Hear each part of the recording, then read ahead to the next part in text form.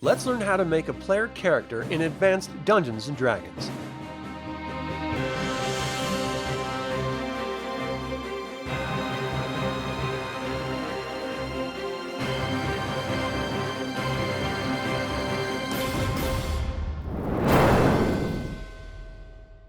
Welcome to another DragonLance Saga episode. My name is Adam, and today I'm going to talk about character creation in Advanced Dungeons & Dragons.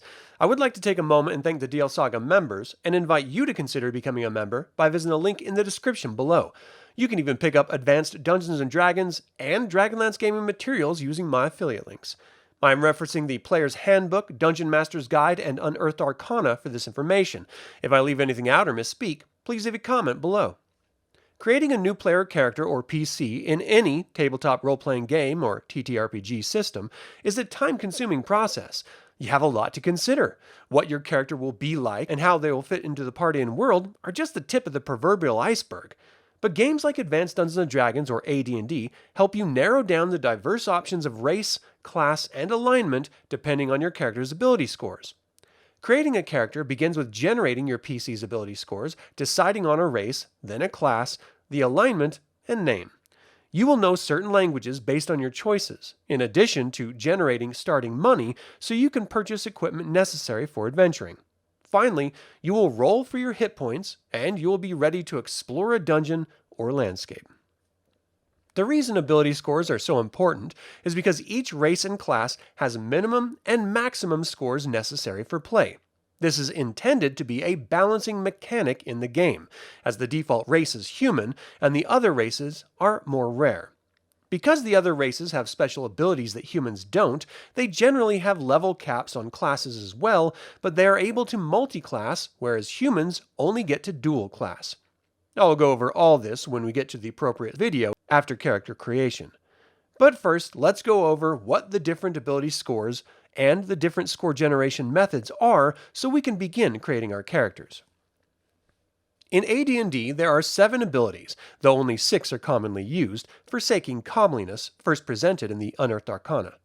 The 7 ability scores are as follows: Strength, the measure of muscle, endurance, and stamina combined; Intelligence, the intelligence quotient in addition to mnemonic ability, reasoning, and learning outside the written word; Wisdom, a composite of enlightenment, judgment, wile, willpower, and intuitiveness; Dexterity, hand-eye coordination, agility, reflexes, precision, balance, and speed of movement; Constitution, physique, fitness, health, and resilience; Charisma, the measure of your physical attractiveness, persuasiveness, and personal magnetism; and finally, Comeliness, reflecting your physical attractiveness, social grace, and personal beauty. It is directly influenced by your charisma and race as well, and is used to determine initial reactions to the PCs. With our basic understanding of the abilities, let's generate some scores.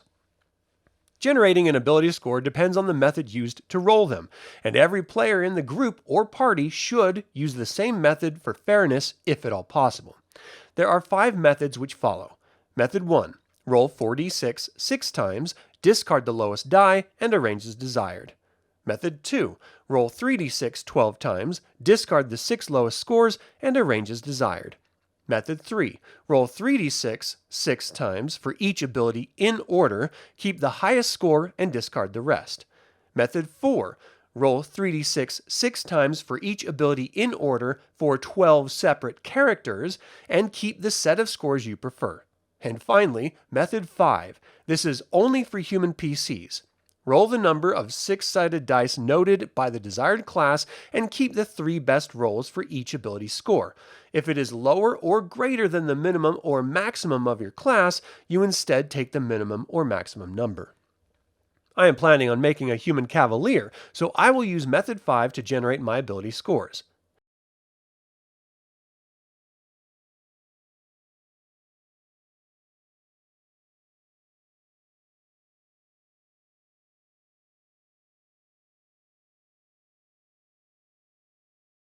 Now that we have our 6 ability scores determined, we may compare them to the various race and class combinations and determine who our PC is going to be. When you've selected them, you will finally generate your comeliness by rolling 3d6 and adding your charisma and possible racial modifier as noted. I will dive deeper into ability scores in a future video. For now, let's move on to selecting a race. In AD&D, there are 15 racial types to choose from. All races except humans have restrictions on possible classes and level caps in those classes. So take your time and consider the campaign your Dungeon Master or DM is going to run before making your choice. The primary racial stocks are Dwarven, Elven, Gnome, Half-Elf, Halfling, Half-Orc, and Human. Each racial stock has advantages and disadvantages, but humans are generally seen as superior as they have few, if any, drawbacks or restrictions. All basic information for PCs are applicable to them, as the different races have bonus and adjustments based on each. I will make deeper dives into each racial stock in future videos. There are also built-in racial preferences between the racial types. This is built into the game and will be applicable when NPCs deal with you and you try to hire hirelings. Now I am selecting Human for my race, as they are the dominant race in AD&D. There are 14 classes and subclasses to choose from with the Unearthed Arcana: Cavalier, Paladin, Cleric, Druid, Fighter, Barbarian, Ranger, Magic User, Illusionist, Thief, Acrobat, Assassin, Monk, and Bard. The Bard is a supplemental class that only humans or half-elves may earn after dual classing through Fighter and Thief. I will be making a video on each. I am making a Cavalier, like my very first A&D character. Cavaliers were first introduced in the Unearthed Arcana. They are noble, valiant, mounted knights who follow a specific code. I am basing the character on a Knight of Solamnia in the Dragonlance campaign world. Cavaliers must begin with a good alignment and have a minimum of 15 in strength, dexterity, and constitution, and a 10 in intelligence and wisdom. Cavaliers at first level gain bonuses to their stats due to rigorous training. Their strength, dexterity, and constitution all increase by percentiles until a new level pushes them above 100 to the next whole number.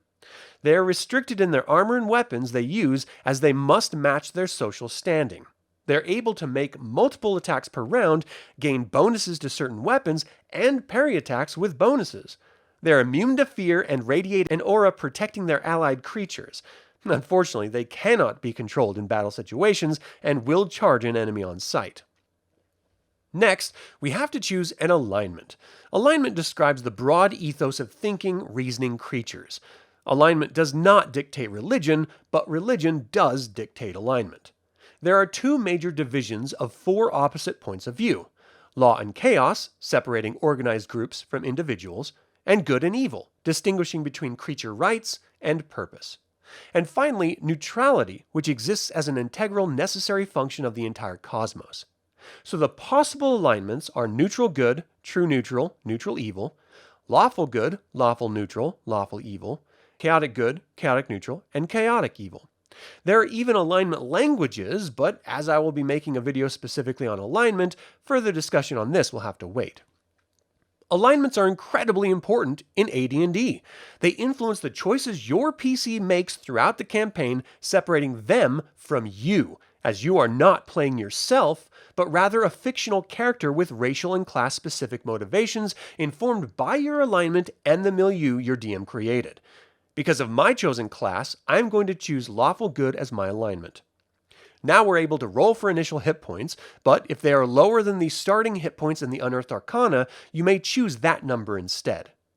Each class has a hit die which is rolled to determine hit points per level, in addition to a maximum number of hit dice for the profession. Social class and rank is only important for Cavaliers and Paladins, but it will also inform your character throughout the DM's milieu. As a general rule, your PC should have a social status of at least one rank below their chosen class. Since Cavaliers and Paladins are entirely based on their social standing, the DM must roll on the social class table for those PCs. This is another rule in the Unearthed Arcana, which may affect the PC's desired profession. You'll need to choose your languages based on the campaign, race, and intelligence modifiers if applicable. You also need to roll for your starting money.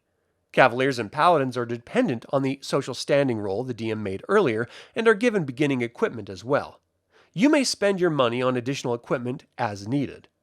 There's some more details that I like to leave up to the roll of the dice, including psionics. The Dungeon Master's Guide showcases secondary skills. You may assign a skill randomly or select it according to the background of the campaign. You may also select or roll your character's age, depending on the race on the appropriate character age table. There are character ability score modifiers based on age as well. For psionics, you'll need an intelligence, wisdom, or charisma of 16 or higher. Then roll percentile dice. The higher the ability score, the lower the roll needs to be. I will make a video on psionics in the future. As you can see, character creation is largely up to the roll of the dice and you choosing what options fit those roles. You do not end up with superhero characters who can storm through encounters, but rather you end up with a vulnerable, mortal PC who needs to rely on their skills, wits, and companions for survival, forcing players to use creativity and cooperation in overcoming obstacles. But for now, we have made our first character in AD&D, and I look forward to showcasing the rules for playing AD&D next before circling back for ability, race, class, alignment, and psionics deep dives. Please let me know if you would like an even more in-depth method of character creation with different race and class combinations. But that is all the time I have to talk about character creation in AD&D. What do you think of the process? Do you feel it's too restrictive and left up to chance? And finally, have you ever made a character in AD&D before? Leave a comment below. I would like to take a moment and remind you to subscribe to this YouTube channel, ring the bell to get notified about upcoming videos, and click the like button. This all goes to help other Dragonlance fans learn about this channel and its content. Thank you for watching. This has been Adam with Dragonlance Saga, and until next time, remember, the more one learns, the more one comes to understand how little he knows.